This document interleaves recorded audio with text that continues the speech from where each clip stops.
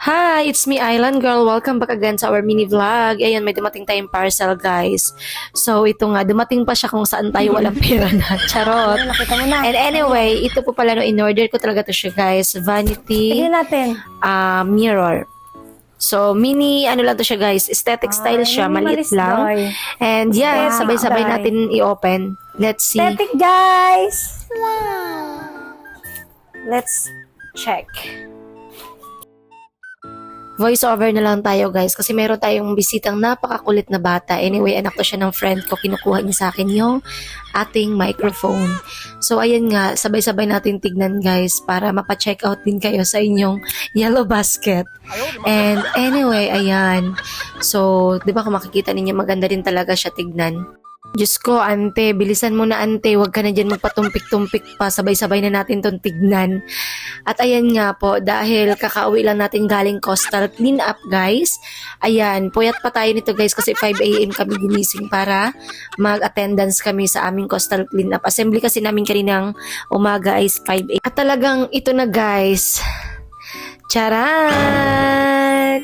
Hello! Ang cute, diba? So, ayan guys, ganyan lang siya kaliit. Pero, 40 cm ata yan ang bilog niya, no? Yung size niya. Napakaganda niya, guys. Ang cute. Buti na lang talaga, guys, walang sira at walang damage. Walang basag. Kasi nag-PM ako sa seller. Sabi ko, paki-double check and paki-balot talaga ng maayos para naman hindi mabasag yung glass. Kasi syempre, ang hirap kaya, guys, ibalik yan.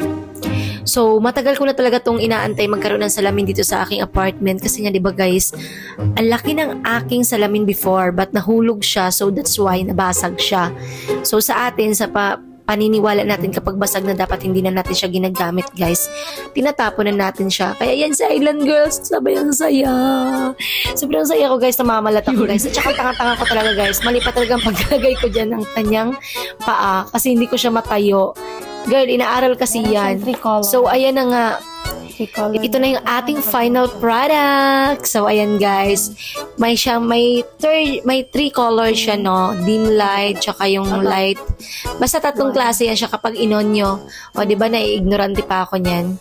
So, ayan. Panoorin natin. Sabay-sabay natin panoorin ang aking katangahan. Ito na, dulog-dulog. Ay, ano na ba? Hi, guys. Oo, hi. Yan na, dilim.